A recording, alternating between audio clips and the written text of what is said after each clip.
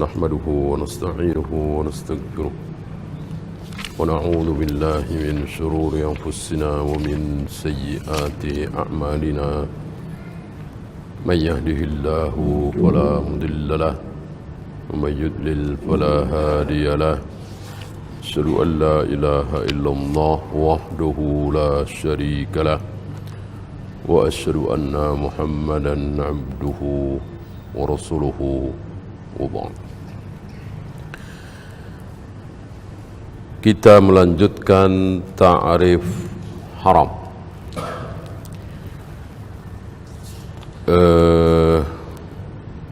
Ada sedikit kritik dari beliau tentang ta'arif dari beberapa ulama yang menyebut bahwa haram itu yusabu tarikuhu imtithalan, sesuatu yang apabila ditinggalkan maka mendapatkan pahala. Apabila kita tidak makan babi, apabila kita tidak minum khamar, apabila kita tidak berjudi, apabila kita tidak berzina, itu dapat pahala. Tapi jangan lupa imtithalan. Harus imtithalan. Dalam rangka, kenapa kita tidak berzina? Kenapa kita tidak minum khamar? Kenapa kita tidak berjudi? Kenapa kita tidak korupsi? Itu harus dalam rangka apa? Dalam rangka taat kepada Allah. Kalau bukan dalam rangka taat kepada Allah, nggak dapat pahala. Walaupun dia tidak minum khamar, walaupun dia tidak korupsi. Kenapa dia tidak minum khamar? Ya nggak ada khamar di situ. Nah, ini bukan karena Allah. Kalau ada mungkin diminum. Gitu. Kenapa dia tidak korupsi? Ya apanya mau dikorupsi? Orang dia bukan karyawan, ya, dia pengangguran, mau korupsi apa? Nah, misalnya. Kalau dia jadi pejabat, mungkin dia korupsi. Gitu.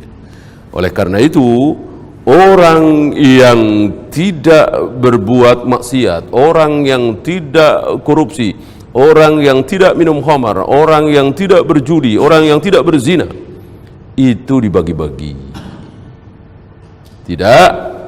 Tidak berada dalam satu sifat, tapi ada beberapa sifat, nanti akan dibahas oleh beliau. Ada mungkin karena tidak ada kesempatan, beliau istilahkan ajiz, lemah di situ. Ada kalanya dia memang tidak kepikiran ke situ, nggak kepikiran sama sekali. Ya, ada kalanya di depan mata, yang lain mengambil, yang lain mau terima, yang lain betul-betul malah minta, dia ditawari, dia nolak. Ini yang dimaksud. Ini yang dimaksud dalam ta'rif ini. Oleh karena itu kata beliau, ta'rif ini perlu dijelaskan. Jangan sampai kaum muslimin salah faham. Pokoknya asal tidak minum khamar pasti dapat pahala. Pokoknya asal tidak makan daging babi pasti dapat pahala. Seperti kita, insya Allah tidak makan daging babi, ya, dari kecil. Apakah kita dapat pahala dari situ? Ya, ini perlu pembahasan. Ya, beda ketika di hadapan kita ada daging babi yang menarik, yang matang, yang sudah dibikin masakan yang lezat, kemudian kita ingin memakannya, mencicipinya, tapi kita tahan karena takut kepada Allah. Itu dia. Ya. Kemudian wa yastahiqqul iqab fa'iluhu, pelakunya dapat dosa, pelakunya dihukum. Ini yang dikritik oleh beliau. Kenapa? Karena berapa banyak pelaku zina, pelaku khamar, pelaku judi, tapi tidak berdosa. tapi tidak dihukum. Kenapa? Kenapa tidak dihukum oleh Allah? Kenapa? Diampuni. Diampuni. Maka ta'rifnya dikritik oleh beliau, kalau pelaku dosa besar itu, kalau haram itu adalah sesuatu yang apabila dilakukan oleh kita, maka kita pasti dihukum, kita pasti disiksa. Ini yang dikritik oleh beliau. Lalu beliau membawakan ayat An-Nisa 48, innallaha la yaghfiru an yushraka bihi wa yaghfiru ma duna dzalika liman yasha. Allah tidak akan mengampuni dosa orang yang berbuat syirik. Allah akan mengampuni dosa apapun selain syirik. Duna dzalik, apapun. Minum khamar, berzina, berjudi, berbohong, korupsi, membunuh, syirik bukan? Bukan syirik. Maka adakah harapan ampun? Pasti ada. Maka kenapa dikatakan wa yastahiqul iqab, bahwa dia pasti dihukum, dia pasti disiksa. Maka ta'rif ini dikritik oleh beliau, maka tidak tepat, ya. Dikatakan dosa terancam neraka, terancam siksa, itu lebih tepat.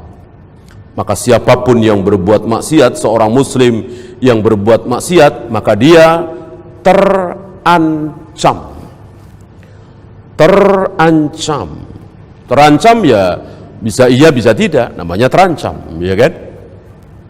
Dan jangan lupa Allah Maha Pengampun. Jangan sampai kita mendapatkan syubhat sebagaimana anak-anak muda Khawarij yang meyakini asal dia makan riba pasti dia berenang di sungai darah. Asal dia tidak puasa Ramadan, pasti dia dijungkir balikkan, kakinya di atas, kepalanya di bawah, dipukul dengan batu sampai keluar darah dan nanah. Siapa yang tidak berpuasa pasti akan diperlakukan seperti itu. Betulkah? Tidak betul. Allah Maha Pengampun. Nah, Khawarij menghilangkan sifat Allah yang Maha Pengampun. Walaupun Khawarij itu hanya berbicara tentang manusia, sifat manusia, yaitu pelaku dosa besar pasti masuk neraka, tetapi mau tidak mau berarti mereka menolak sifat Allah. Apa? Pengampun, Ar-Rahman, Ar-Rahim, Al-Ghafur. Ya. فَإِذَا تَرَكَ الْمُحَرَّمَ امْتِثَالًا لِأَمْرِ اللَّهِ أُثِيبَ حَسَنَةٌ كَامِلَةٌ. Apabila seseorang meninggalkan hal yang haram, itu dalam rangka taat kepada Allah. Saya ulangi, dalam rangka taat kepada Allah, ini harus ditekankan. Karena berapa banyak orang yang meninggalkan hal yang haram tapi bukan dalam rangka taat kepada Allah, maka nol, tidak akan dapat. Jangankan tidak berzina, tidak minum khamar, tidak berjudi, salat nih, salat, tapi bukan dalam rangka taat kepada Allah, bukan dalam rangka mencari ridha Allah, dapat pahala apa? Nol, malah dosa kan? Itu jelas-jelas salat, jelas-jelas puasa. Apalagi sekedar tidak minum khamar, tidak berzina, tidak berjudi. Maka harus ditekankan di sini. Ya. Beliau memberikan contoh, misal dzalik, rajulun hamba ay yashrabal khamra. Ada seseorang yang berniat ingin minum khamar. Tiba-tiba dalam keadaan sendirian, mungkin hujan-hujan, dingin, dia ingat, oh 2 tahun yang lalu, 3 tahun yang lalu, semasa dia masih minum khamar, tiba-tiba keinginan itu muncul, nagih, ya. Lalu hamma ayasrabal khamra, ada keinginan, ada kemauan. Thumma dzakara tahrimallahi lahu, tapi tiba-tiba dia ingat, dia sadar bahwa Allah telah mengharamkan khamar. Fakaffa anhu, lalu dia tahan keinginan dia untuk minum khamar itu, dia tahan imtithalan liqaulihi, dalam rangka mentaati firman Allah, fastanibuhu rijsum min amali syaitan fastanibuhu, bahwa khamar itu najis, perbuatan syaitan, jauhi sejauh-jauhnya. Dia ingat firman Allah ini, atau minimal dia tahu bahwa Allah mengharamkan khamar, bahwa khamar itu haram, lalu dia tahan, lalu dia tidak keluar rumah untuk mencari khamar. Fa innahu yuthabu, maka dia dapat pahala, dia mendapatkan pahala, ya. Maka keluar kaidah bahwa meninggalkan maksiat di mana ada kesempatan adalah amal soleh, padahal tidak beramal apa-apa. Tangannya diam saja, kakinya diam saja, matanya diam saja, nggak beramal. Tapi dia meninggalkan maksiat, dan itu dilakukan karena Allah, dalam rangka taat kepada Allah, maka dia dihitung sebagai orang yang beramal soleh. Mana contoh? Salah satu dari 3 orang yang terjebak dalam goa. Yang 2 kan beramal tuh, sangat berbakti kepada orang tuanya. Kemudian satunya sangat amanah terhadap harta bawahannya, karyawannya, ya. Yang satu lagi tidak berbuat apa-apa. Dia hanya membatalkan niatnya untuk menzinai sepupunya itu. Di saat kesempatan itu ada, kalau dia mau, jadi tidak ada yang menghalangi. Tapi dia ingat Allah, dia takut kepada Allah, imtithalan li amrillah, maka orang seperti ini dapat pahala, dan dia dianggap sebagai beramal. Karena kan sebelum mereka keluar dari goa itu, sebelum batu besar itu bergeser memberikan ruang untuk keluar, itu mereka mengatakan, insya Allah kita akan bisa keluar dari goa ini setelah kita berdoa kepada Allah dengan bertawasul kepada amal soleh kita masing-masing. Maka 3 orang itu berdoa kepada Allah dengan amal soleh masing-masing. Yang 2 jelas beramal, yang 1 tidak ada amalnya, tidak berbuat apa-apa, tapi dia meninggalkan niatnya untuk berzina. Dari sini keluar hukum bahwa tarkul ma'asi amal, meninggalkan maksiat di saat ada kesempatan, maka itu termasuk amal soleh, ya. Sekali lagi, bukan sekedar tidak berzina, tidak minum khamar, tidak berjudi seperti hari-hari kita selama ini, kan. Insya Allah selama ini kita tidak minum khamar, tidak berzina, tidak berjudi, berarti kita beramal? Tidak, kan nggak ada kesempatan, nggak di depan mata kita, dan kita tidak sedang berniat, ya. Artinya tidak terlalu berat. Kalau anak muda ini berat sekali, sangat berat sekali. Ketika dia keinginannya menggebu-gebu untuk minum khamar, dan khamar itu ada di depan mata, atau tinggal beli, atau tinggal telepon, tapi dia batalkan, dia tahan dirinya. Ini Allah menghargai, seperti dalam jihad, ya. Walaupun bukan jihad terbesar, tetapi termasuk berjihad melawan hawa nafsu, ya. Tapi ini keutamaan besar ini tidak boleh disengaja. Jangan, ya, menantang-nantang ujian seperti itu tidak boleh, bahaya. Kan keutamanya besar tuh, seperti anak muda tadi. Buktinya apa? Batu besar yang menutupi gua itu bergeser karena amal dia, berarti amal yang besar. Ketika kita sudah ada kesempatan mau berzina, lalu kita batalkan, dan kita batalkan karena Allah, maka ini amal besar, keutamaan besar. Tapi keutamaan besar ini, amal besar ini tidak boleh apa tadi? Tidak boleh kita sengaja. Kalau begitu kita cari-cari kesempatan dulu, ya kan? Nanti udah ada kesempatan, ya kan? Detik-detik terakhir kita tinggalkan. Ini bahaya, tidak boleh. Kenapa? Karena setan itu luar biasa, iblis itu tidak bodoh. Ya, setan itu lihai, dan kita harus merasa bahwa kita ini lemah.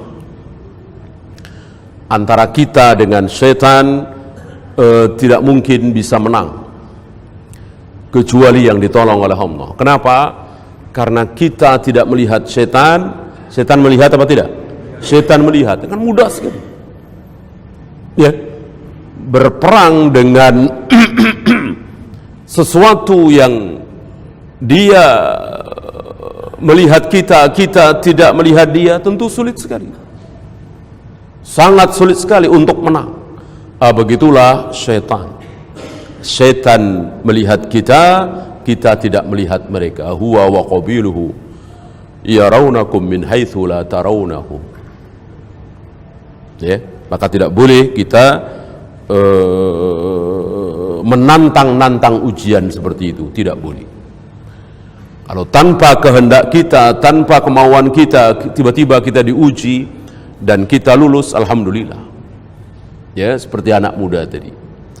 Kalau diawali, kalau diniati dari awal, jangan.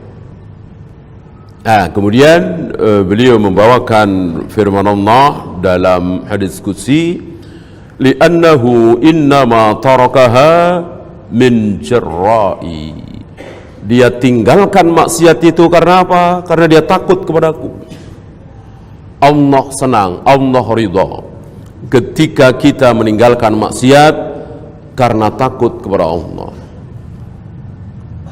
Ya, jawaban aku takut kepadamu ya Allah, ini jawaban yang membikin Allah ridha. Ada orang yang melakukan perbuatan dosa, bahkan perbuatan itu kufur, tapi setelah ditanya oleh Allah, dia menjawab, karena aku takut kepada engkau ya Allah, mereda murka Allah. Padahal dosanya besar sekali. Apa? Masih ingat? Bakar mayat. Mayatnya disuruh dibakar oleh anak cucunya. Ini dosa yang besar sekali. Lebih besar lagi, bahkan kufur. Karena apa? Karena dia meyakini kalau mayatku dibakar jadi abunya ditaburkan ke lautan, Allah tidak akan sanggup menghidupkan aku lagi. Berarti kan kufur. Meyakini bahwa Allah tidak sanggup melakukan sesuatu, apa kalau tidak kufur? Ya, ini pun sekian dalil yang memporak-porandakan kaidah Khawarij. Khawarij hancur dengan hadis ini. Kan jelas kufur ini. Bukan sekedar maksiat biasa, kufur, meyakini bahwa Allah tidak sanggup menghidupkan manusia yang sudah mati dibakar jadi abu. Jelas ini kufur. Ya, mestinya kekal di neraka selama-lamanya, ya kan? Secara ilmu akidah kekal di neraka selama-lamanya. Tapi karena dia tidak tahu, belum sampai dalil, belum sampai dakwah, maka Allah bertanya, menguji dia, apa yang menyebabkan engkau melakukan itu semua? Dijawab, karena aku takut kepada engkau ya Allah. Kalimat ini kalimat yang bisa meredam murka Allah. Maka Allah ridha, Allah ampuni dia, dan Allah masukkan dia ke dalam surga. Ya, ini dalil yang sangat besar yang menjadikan kita jangan gegabah mengatakan si fulan masuk neraka, si fulan kafir, si fulan diazab. Tidak boleh. Walaupun fulan itu jelas-jelas berzina, jelas-jelas minum khamar, jelas-jelas bunuh diri. Lihat, Allah Maha Pengampun. Dosa kufur luar biasa, merendahkan Allah, diampuni oleh Allah. Ya. Contoh berikutnya, rajulun lam yatra ala balihi hadha syai' al-muharram itlaqan, rajulun masgulun fi dunyahu fama faqqara fi yawmin an yashrabal khamra. Ada seseorang yang selama hidupnya itu tidak terbayang dengan khamar, bahkan barangkali melihat khamar saja belum pernah. Pasti banyak orang seperti itu ya. Mungkin seperti orang-orang yang hidup di Mekah, di Madinah, yang tentu tidak ada khamar di sana. Lalu tidak ada dalam pikirannya minum khamar gitu. Maka sepanjang hidupnya dia tidak pernah melihat khamar, menyentuhnya, meminumnya, apalagi. Ya, apakah orang seperti ini dapat pahala karena tidak minum khamar? Jawabnya tidak. Tidak. Fala yusabu wa la yu'aqabu. Pahala tidak, dosa tidak. Gitu. Pahala tidak, dosa tidak. Pahala kalau dia berilmu, dia mengetahui kalau khamar itu haram, tentu ini pahala karena ilmu. Gitu. Bukan pahala karena dia meninggalkan khamar. Ya. Contoh berikutnya,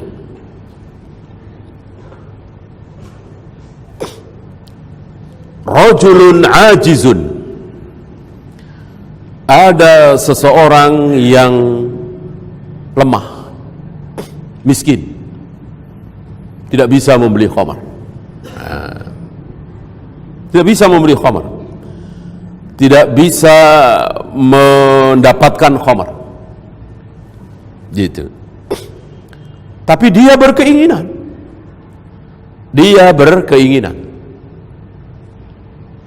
bahkan dia mencita-citakan, gitu ya. Seandainya ada khamar taruh di situ, pasti dia minum, gitu. Tapi berhari-hari, berbulan-bulan dia tidak minum khamar karena nggak ada. Taruhlah di penjara. Nah, dia di penjara, si pemabuk ini di penjara. Dalam penjara itu dia bayangkan khamar, nikmatnya khamar, tapi nggak ada di situ. Ya, berdosakah dia? Berdosakah dia? Berdosa, kasihan sekali. Ya, minum khamar enggak, dosa iya. Ya. Apakah dosanya seperti dosa minum khamar? Tidak. Walakinnahu laisa kawizril fa'il. Dosanya tidak seperti peminum khamar, tapi dosa. Banyak dalil tentang ini. Ya. Di antaranya, idza iltaqal muslimani bisayfayhima, apabila dua orang muslim saling berhadapan-hadapan dengan pedangnya masing-masing berkelahi saling membunuh, maka yang masuk neraka yang mana? Yang dibunuh apa yang membunuh? Apa dua-duanya? Dua-duanya. Al-qatilu wal maktulu finnar. Yang membunuh dan yang dibunuh sama-sama masuk neraka. Para sahabat tidak faham.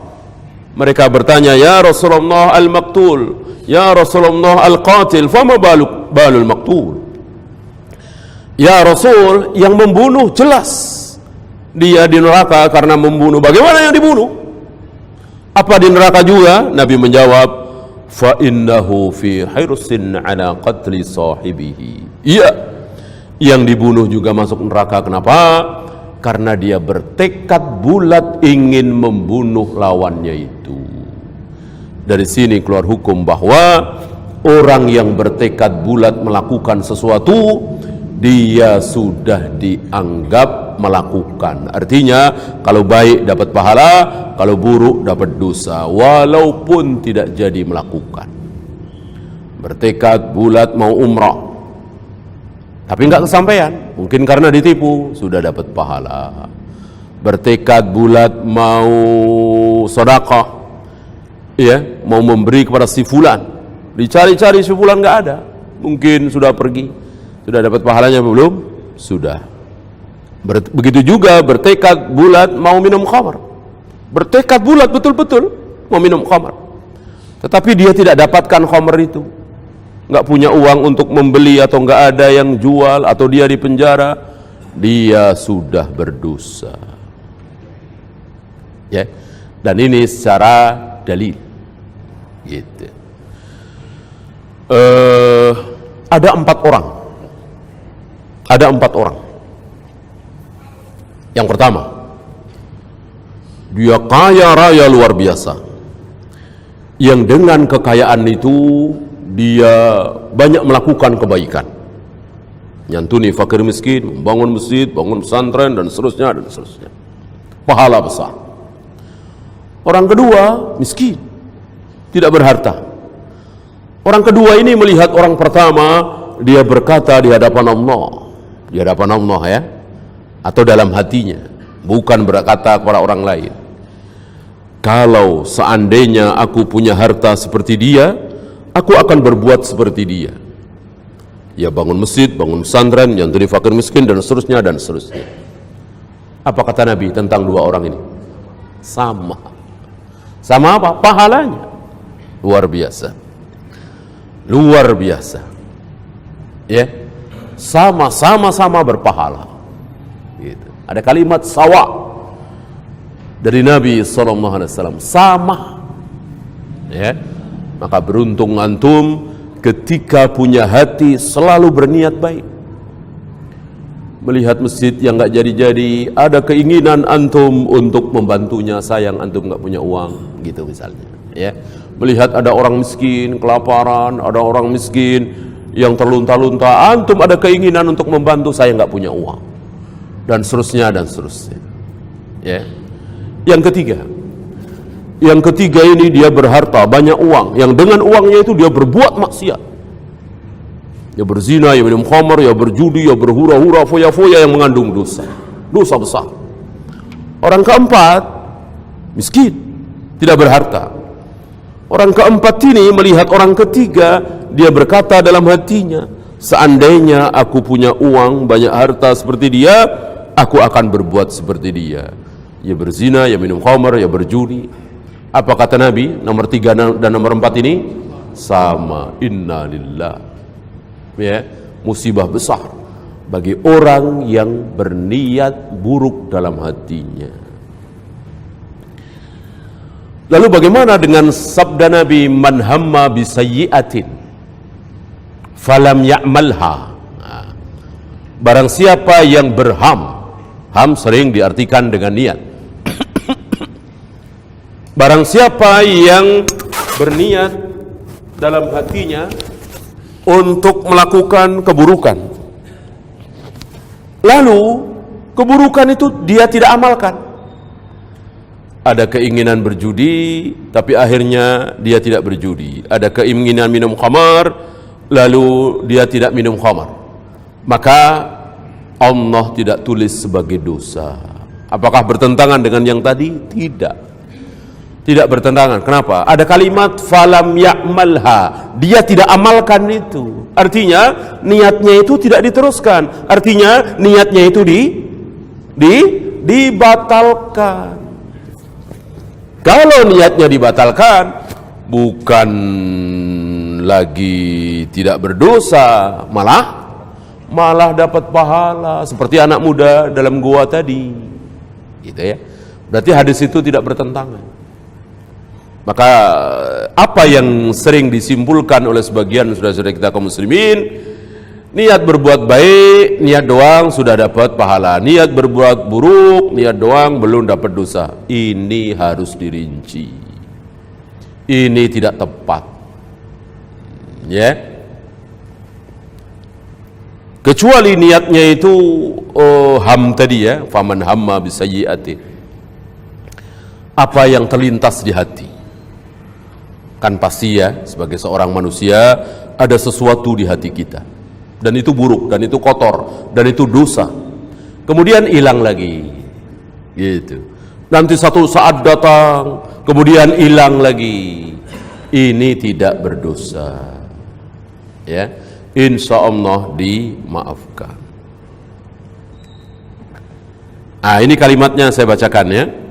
Lau anna li malu fulanin la amiltu fihi mithla amila fulan. Ya. Seandainya aku punya harta seperti fulan, maka aku akan melakukan persis seperti apa yang dilakukan oleh si fulan. Fahuwa biniyatihi fahuma fil wizri sawa. Maka dalam hal ini dia telah berniat, bertekad bulat, dan dalam hal ini dua-duanya sama, ya, sama-sama mendapatkan dosa.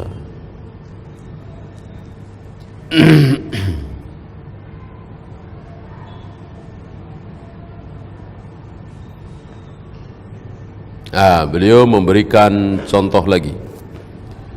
Karajulin hamma bis sarakah.